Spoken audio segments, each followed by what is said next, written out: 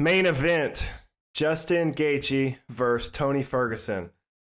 Someone is going to fucking bleed, Billy. We're going to have a new bobblehead after this fight. This shit is going to get crazy.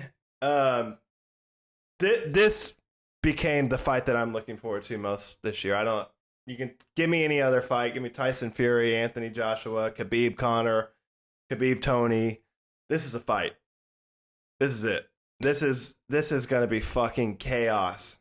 Chaos from start to finish. I would pay $1,000 to watch this fight over and over again for the next 48 hours. This is going to be a great fight. So let's dive into it. Obviously, we kind of covered the background of how we got to this. What are your initial thoughts on this fight? So, I'm like Mr. We need to protect Tony versus Khabib at all costs. And like, I am like, it feels sacrilegious for me to enjoy anything other than that with, Tony fighting this weekend. But I had a friend text me last night and was like, hey, is this UFC card worth my money? And when I thought about the potential of what the Justin Gaethje Tony Ferguson fight could look like, I had to say yes. And that's kind of the light switch for me that got me like super excited about this fight, because stylistically, I don't know that there's a better fight in the UFC. From a fan perspective, in terms of what's going to be fun to watch, I don't know that there's a better stylistic matchup in the entire company. These guys are so similar. I think the biggest thing is just their mindset. I think Kenny Florian said this today, but he's like, a lot of guys go into that octagon saying, yes, I will go in there, I will die, I will do everything I have to do to get the win. But he said a lot of that's bullshit. A lot of those guys don't mean it. These two guys mean it. These two guys will go in there and lay it all on the line, and they'll die in there if they have to. These two are fucking savages of the highest order in this organization, and this is... you can't miss on this. I was wrong about Derek Lewis and Francis Ngannou. This is not going to be that. There's going to be chaos. I don't care if it lasts 2 minutes, 25 minutes, anywhere in between. It's going to be chaos. So, all right, let's dive into it. Tony, obviously on a 12-fight win streak in the deepest division in MMA, the lightweight division, 155. I think hasn't lost in almost a decade, like 8 or 9 years, something crazy like that.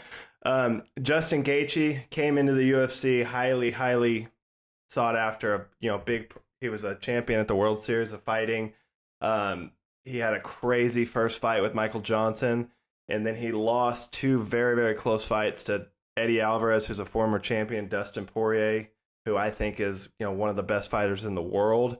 And I went back and former interim champion. Yeah, and I went back and watched those fights, and honestly, Justin was winning both of those fights. Both of those fights he was winning, and I think he was winning the Eddie fight. I do not think he was winning the Poirier fight.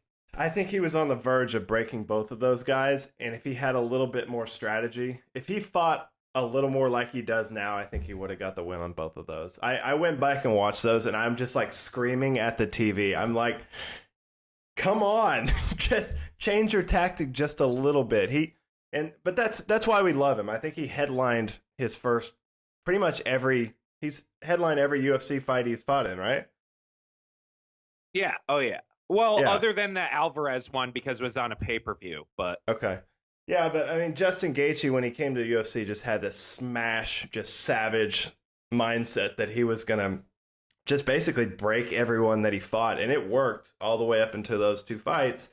And then when it didn't, he took some time and he changed his style. And ever since then, he's got 3 fights in a row with first-round knockouts. James Vick, Edson Barbosa. Who's the other one? Who are we missing? James Cowboy. Oh, Cowboy. Poor Cowboy. Cowboy's at the end of all this. But yeah, ever since then, he's looked like a different fighter. He's looked a little more reserved, and he's just been smashing people. So the matchup, honestly, in my mind, I think for these guys, I think they honestly both match up better against Khabib than they do against themselves. I think it's almost like carbon copy fighters fighting each other, and it's going to be Man, I don't know. It's going to be a very slim margin that separates these guys, but let's dive right into it. So that's kind of the background of them. I'm going to ask you some kind of preliminary questions about this fight, and then we're going to go into the strengths and the weaknesses of each fighter, and then we're going to give a prediction. We're going to do that for the whole main card. So, all right, we talked about this last week. I think Tony Ferguson decided to carry on and cut weight for the April 18th card, the biggest Tony Ferguson move ever. Do you think in any way that this is going to affect his performance? Because Tony's not a small guy. It's not a super easy weight cut. Thoughts on that? In a word, no, I do not. Absolutely not. All right. Will the extra time... Dumb question. Move on. Okay. No comment. Pull the Marshawn Lynch. All right. Who does the extra time of not fighting on April 18th help more in the long run, Justin or Tony? I think Justin, because for me, I don't think Tony Ferguson. I think Tony Ferguson goes in to fight his fight every single time. I don't think Tony Ferguson's game plan changes all that significantly based on the opponent. And I think he's like in ridiculous shape. Like I don't think he's ever out of shape. I think Justin's success as a fighter is so based on his conditioning and his ability to take shots, to move forward, to kind of like hold his balance, hold his ground and keep walking forward. That's so conditioning based. So I think a short notice fight, that's why Justin under normal circumstances never takes short notice fights. He needs to make sure that he's peaking athletically in that octagon. So I think it's really, really important actually that he got some extra time to condition his body. Do you know how many times Justin Gaethje's been past the third round? How many times? One time in his entire career, back in the World Series of Fighting. The dude, he doesn't plan to go past four. He didn't go to the fourth with Poirier? I could have sworn. No, I think he finished him at the end of the very, very end of the third, I think. No, sorry. That was the only fourth round, was Poirier. That's the only fourth round he went to, is Poirier. So, I mean, that guy... Try, Parker. Well, it's a fun stat. I mean, the bottom line is expect pace, expect action from Justin Gaethje straight out of the gates. All right, let me see. That leads me into my next question. To me, this is the most important factor of this fight. Can Justin keep Tony's pace for 5 rounds? Because Tony, similar to like Nate Diaz, that dude never slows down. He's coming at you from the beginning until the fight's over, and he's never slowing down. So do you think Justin can maintain that pace for 5 rounds at the pace that him and Tony Ferguson are going to fight? So the first time I ever watched Tony Ferguson and thought about him as like a legitimate title contender was against Rafael dos Anjos in 2016, so 4 years ago. And what was amazing about that is like when they got in the 4th and 5th rounds, the fight's in Mexico City, it's at altitude. Dos Anjos is like, you can see where his abdomen is going in and out, and like he's clearly breathing really hard. Tony does not even look like he's breaking a sweat.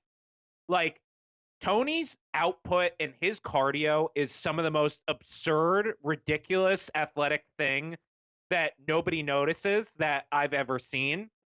And Justin, on the flip side, like, I watched a Michael Johnson fight last night, Justin Gaethje. He's gassed out in the 2nd round. But he's also changed his fighting style. He's completely changed his fighting style. The last 3 fights. But I agree. And that, you know, the Justin Gaethje that fought Michael Johnson, I would be very, very worried for him fighting Tony Ferguson. But, like, he gassed out against Johnson. He gassed out against Eddie. Like, he's gassed out against Poirier. Like, and then everything else has been a quick finish. Like, first round. I just think that Tony's cardio, like, is ridiculous. And even guys with good cardio gas out against Tony. So I don't see it. I don't see Justin like dragging Tony into the deep water and tiring him out. I kind of see it the other way around. Okay. We'll touch more on that when we go through their strengths and weaknesses. But all right, if Justin goes in there and starches Tony in the first round, will this be the saddest end to one of the best runs we've ever seen in modern UFC history? I guess I don't necessarily see it that way, even though like I want the Khabib Tony fight to happen more than anything. I just don't think Tony has this like mystique about him the same way that other guys have. Like when I think of like a devastating end, like Anderson Silva against Chris Weidman, like that's devastating. Like even like Mighty Mouse against Cejudo, I thought was pretty devastating, where it's like that's how Mighty Mouse's UFC career ends. Like he's gonna have this split decision loss to a guy who has basically no interest in reviving flyweight. Like that sucked. Like Fedor losing sucked. Frankie Edgar beating BJ Penn. That was like an end to a really like people were talking about BJ Penn as pound for pound the best ever. I just don't see this Tony, and maybe it's because he never like won the real title, but like I just don't see it that way. I don't see it as having the same level of gravity. He does kind of have that air about him, though. There's something about Tony where it's not nearly the level of Fedor, making his walkout, or John Jones or something like that. But there's something about Tony where he's just like, it's similar to how I feel about George Masvidal right now.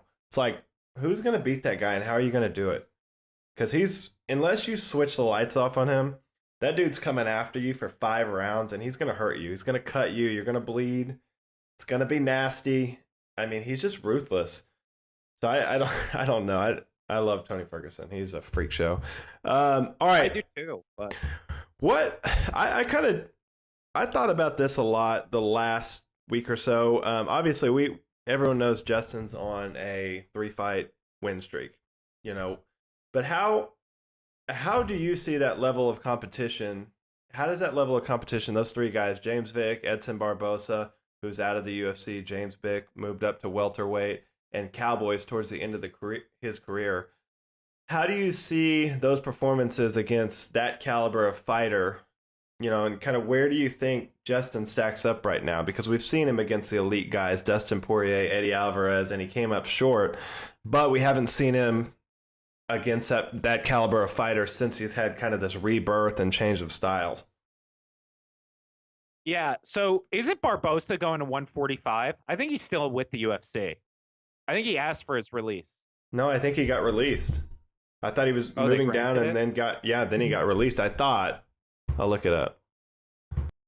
While you look that up, I'll talk about the Cowboy performances. But I hate to say this because I love Cowboy, but like the more and more I look at Cowboy's performances, like he just kind of seems like getting towards done to me. Like there's a lot of tread on the tires, and Justin to me kind of solidified himself as like definitively in that top 5 range, even if he's not a title challenger, right? Because James Vick, Cowboy, and Edson Barbosa, all like top 10 to 15 fighters at lightweight for me, and all have pretty good resumes up against their contemporaries.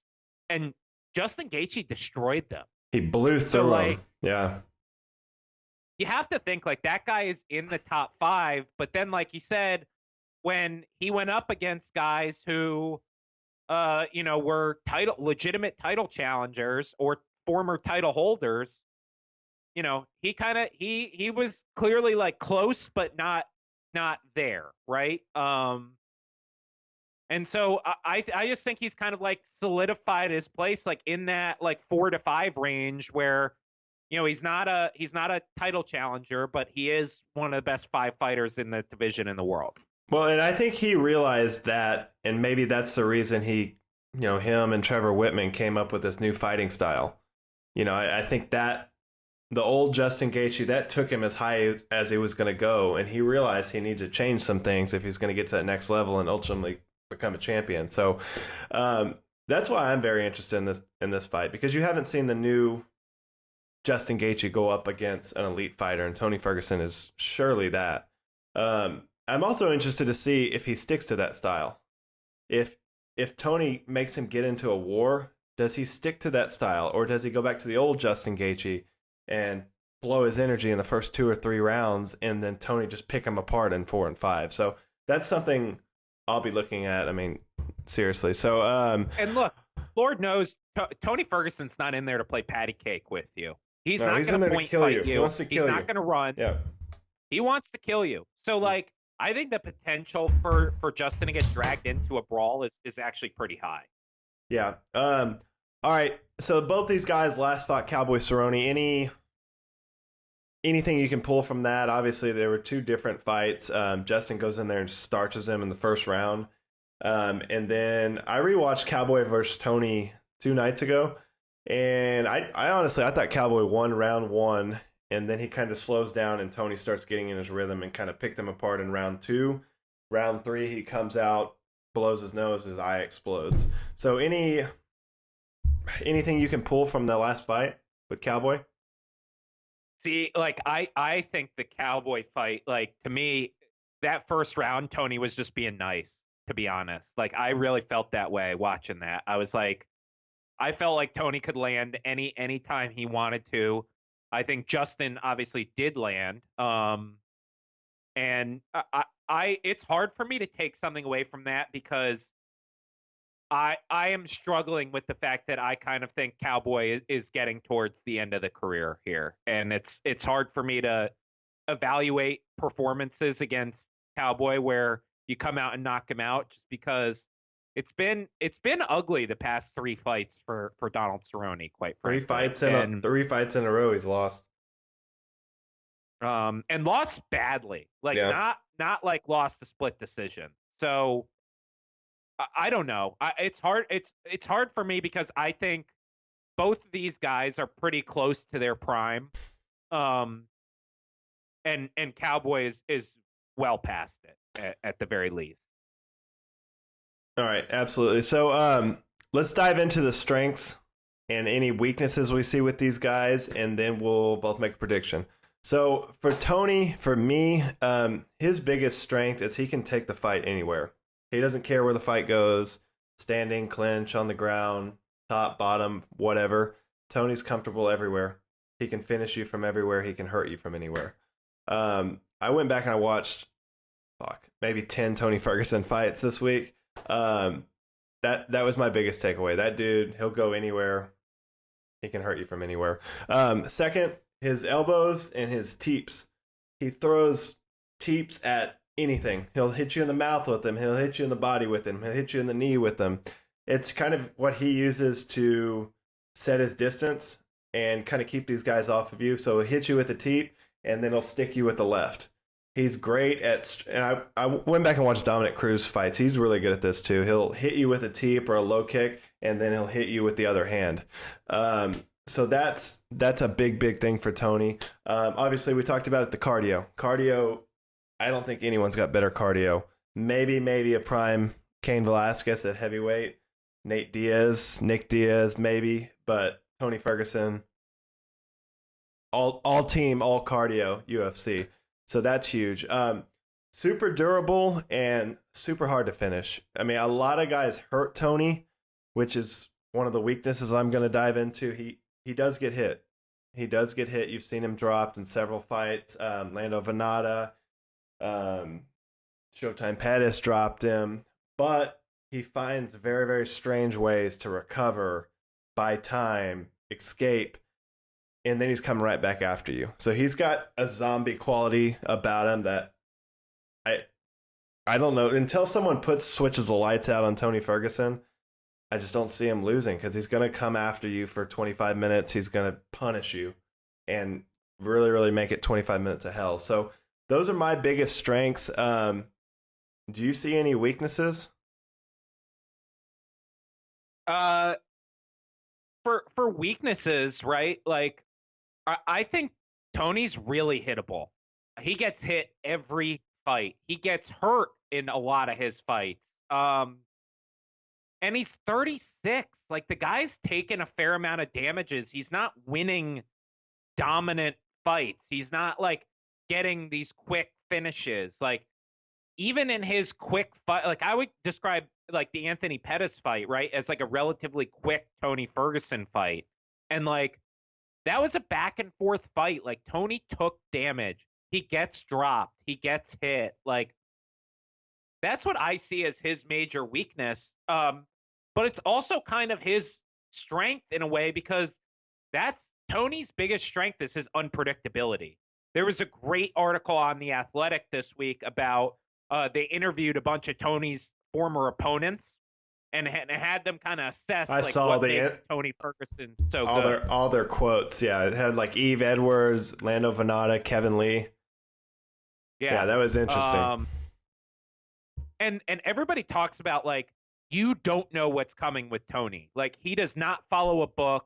He does not follow like, your typical martial arts techniques. He's like Don Cruz, other thing is right? Like, you can't. Who do you bring in to emulate Tony Ferguson in a training camp? Well, and the other thing is like, who has as complete a grappling game as Tony Ferguson does? Yeah. I mean, there's so few people in the UFC who have Division I wrestling and then a black belt like protege status under Eddie Bravo as well. Like Tony can defend takedowns, he can hit takedowns, he can roll you through, he can play guard, he can play top game. I mean, he's like as complete a ground game as you've ever seen, and he's got the most vicious elbows in the division. I just think like he's got such a dangerous game that it almost overrides the fact that like his striking defense is not great. I'll say this. I think outside of John Jones, I think Tony Ferguson is the most complete best fighter in the UFC, period. He can do it all. The guy can do it all. And, I think he's the full package. So, all right, let's dive into Justin. You lead us off with your strengths with Justin, and then I'll pick up some weaknesses.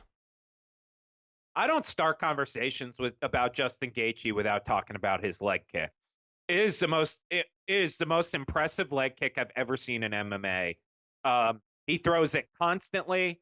He hurts people with it. Guys clearly change over the course of the fight because of Justin Gaethje's leg kicks. It's amazing. His other thing that I think is an underrated tool of his is he has a really great power right, and it's become more prominent since he's adopted the more patient style. But I think that leg kick, his left leg kick, right hook combo is vicious. And I think it can really help him in this fight. The other two I had is Justin Gaethje's got a hell of a chin. A hell of a chin. I mean, has taken shots and just not only does he not get knocked down or knocked out, but like keeps moving forward. And both times we've seen him get knocked out, he immediately shot a double leg on the ref. Like, he's not out cold. Like he gets right back to it. He's tough as nails. And then he's got great takedown defense. If he doesn't want to go to the ground, he's not going to the ground. So those are really my four for big strengths of Justin Gaethje. Yeah, and I'll throw in there Trevor Whitman. Trevor Whitman's a fucking genius when it comes to MMA and fighting and strategy and mindset. He's a huge, huge plus to have in Justin's corner. And you see him, he's worked with Justin, Thug Rose, a lot of people that have, had a huge, huge success. So that's a huge plus. The biggest weakness I see is the cardio. And the thing that I see that's unproven is the cardio. Justin can go in there and give 3 rounds of absolute just madness with anyone in the world. But after that, we haven't really seen what happens. There's a lot of question marks. Justin's got a very, very successful background in wrestling as well, as does Tony. But in the UFC, you haven't seen anyone shoot on him. I think Tony comes in there and tries to shoot on him. Just mix it up and throw it in there. No one's done it. Everyone wants to get in. Or an Imanari roll, some sort of leg lock. Yeah. Tony's gotten away from kind of the traditional wrestling shot and just kind of does these like weird jujitsu moves where he gets guys to the ground. But I agree with you. I think Tony's going to look to grapple. Yeah, and then the biggest weakness I fear about this fight with Justin is getting away from the game plan. I think if he gets into a brawl with Tony Ferguson, it's the absolute worst thing he can do. I think he needs to stick to the game plan, try to be patient, don't get into a firefight with Tony Ferguson, because I just don't think you can put Tony Ferguson away. I think Justin's, if he clips him and feels like he's hurt, he's going to try to rush the finish. And if Tony survives in round 4, Justin's gassed, Tony's going to fucking pick him apart. So, but here's the thing. For me, for Justin to win this fight, he has to finish him. It has to be a KO. Because I don't see any. I think it's so much less likely that Justin wins a decision against Tony Ferguson than lasts 25 minutes, but gets obliterated in the later rounds. I don't see how he can keep up with that pace. I don't think he can either. I agree. That's my only path to victory is for Justin Gaethje to come knock him out in round 1 or 2. Besides that, we'll just get into predictions. I think Tony Ferguson submits him in the 4th round. I think he submits him in the 3rd round. So we are basically on the same page. Okay, same wavelength there. It's going to be a great fight. I promise anyone that listens to this, tune into that. If not, you're going to see it all over ESPN. It's going to be highlights galore. It's going to be awesome. I'm so excited that they put this fight together.